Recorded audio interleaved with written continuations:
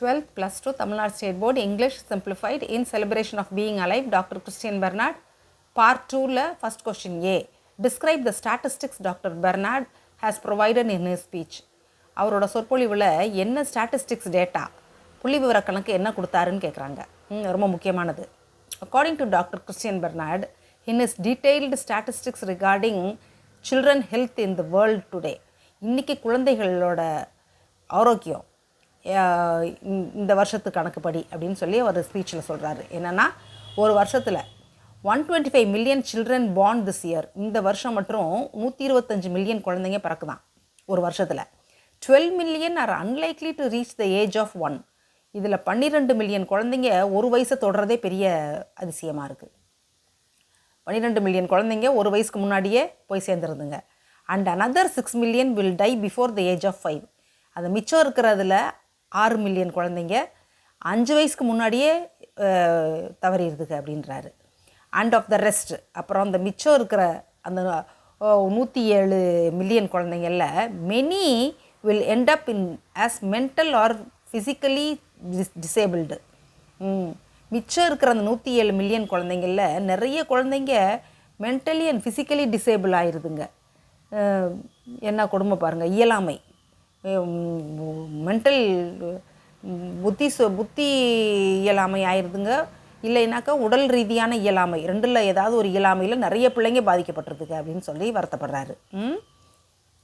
இதுதான் அவர் கொடுத்த ஸ்டாட்டிஸ்டிக்ஸு, புள்ளி விவர கணக்கு.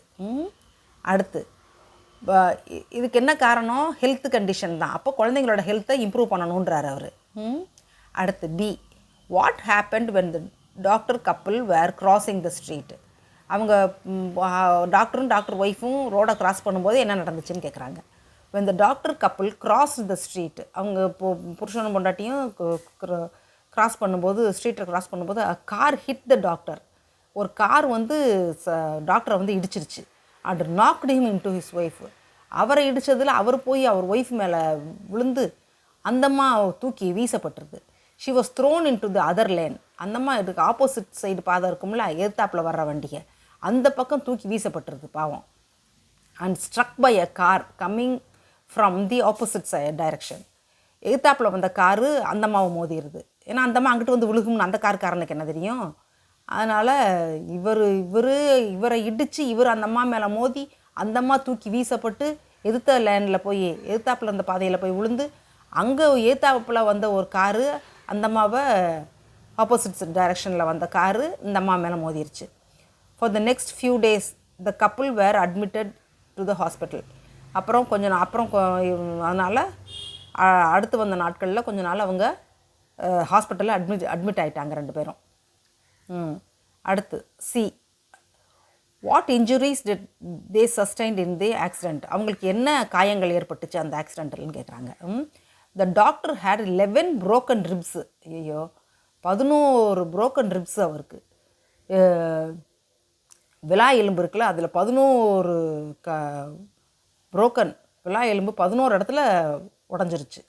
அண்ட் டேமேஜ் லங்ஸ் வேறு லேசாக அடிபட்டுருச்சு அவருக்கு. His wife had badly fractured shoulder என்ன ஆயிருக்கு, அந்த அம்மாவுக்கு ஃப்ராக்சர் ஆயிடுச்சு, எலும்பு முறிவு, ஷோல்டரில் எலும்பு முறிவு ஆயிருக்கு ரொம்ப சிவியராக. அப்போ for the next few days, அப்போ கொஞ்ச நாள் இந்த couple were admitted to the hospital. அதனால் கொஞ்ச நாள் அவங்க ஹாஸ்பிட்டலில் அட்மிட் ஆகிருந்தாங்க. அவருக்கு டாக்டருக்கு 11 விலா எலும்பில் 11 இடத்துல உடஞ்சிருச்சு விலா எலும்பு. அப்புறம் லங்ஸ் வேறு லேசாக டேமேஜ் ஆகிருக்கு. அவர் ஒய்ஃபுக்கு ஷோல்டர் வந்து ஃப்ராக்சர் ஆயிடுச்சு, எலும்பு முறிஞ்சிருக்கு ஷோல்டரில். அதனால் அப்புறம் கொஞ்ச நாள் அவங்க ஹாஸ்பிட்டலில் அட்மிட் ஆகிருந்துருக்காங்க. டி, doctor Bernard couldn't find any nobility in suffering.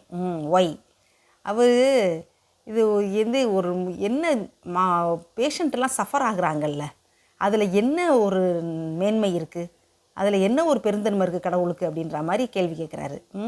I see nothing noble in a patient struggling in a sweat soaked bed. இதில் எந்த ஒரு நல்ல ஒரு பெருந்தன்மையும் இல்லை. இதில் பேஷண்ட்ஸ் ஸ்ட்ரகிள் ஆகிறாங்கல்ல வேதனையில், ஸ்வெட் சோக்டு, அதாவது வேர்வையிலேயே நனைஞ்ச பெட்டில் மைண்டு க்ளவுடட் இன் அகனி, மனசு புத்தி ஃபுல்லாக வேதனையிலேயே நிறைஞ்சிருக்கு பாரு. அப்படி இருக்கிற ஒரு இதில் என்ன ஒரு மேன்மை இருக்க முடியும், என்ன ஒரு மாண்பு இருக்க முடியும் அப்படின்னு யோசிக்கிறாரு. Nor can I see any nobility in the crying of a lonely child in a ward at midnight. நடுச்சாமத்தில் ஒரு வார்டில் ஒரு குழந்தை கத்திக்கிட்டே இருக்கிறதுல என்ன ஒரு மேன்மை இருக்குது, என்ன ஒரு மாண்பு இருக்குது அப்படின்னு சொல்லி வருத்தப்படுறாரு. அதான் I can see nothing Nobel, எந்த ஒரு பெருமையும் எந்த ஒரு மாண்பும் எந்த ஒரு பெருந்தன்மையும் இல்லை இந்த பேஷண்ட்டு வேதனைப்படுறதில்ல. Struggling in a sweat choked bed, அப்படியே வேர்வையிலே நனைஞ்சு போன ஒரு பெட்டில் படுத்துக்கிட்டு அவங்க அவஸ்தைப்படுறதுல என்ன ஒரு மாண்பு இருக்குது, என்ன ஒரு மேன்மை இருக்குதுன்னு வேதனைப்படுறாரு. மைண்டு க்ளவுடட் இன் அகனி, மனசு புத்தி மூளை ஃபுல்லாக ஒரே வேதனையே சூழ்ந்துருக்கிறதுல nor can I see any nobility, எந்த ஒரு மாண்போ எந்த ஒரு மேன்மையோ இதில் இல்லை. In the crying of a lonely kid child, ஒரு சின்ன குழந்தை தனியாக வார்டில் கலந்து அழுகிறது நடுச்சாமத்தில் நைட்டில், இதில் என்ன ஒரு மாண்பு இருக்குது, என்ன ஒரு மேன்மை இருக்குதுன்னு கடவுளையே நொந்துக்கிறார் அவர். சரி, அதை எழுதி படிங்க. கண்டினியூஷன் அடுத்த வீடியோவில் பார்க்கலாம். Okay, all the best, bye.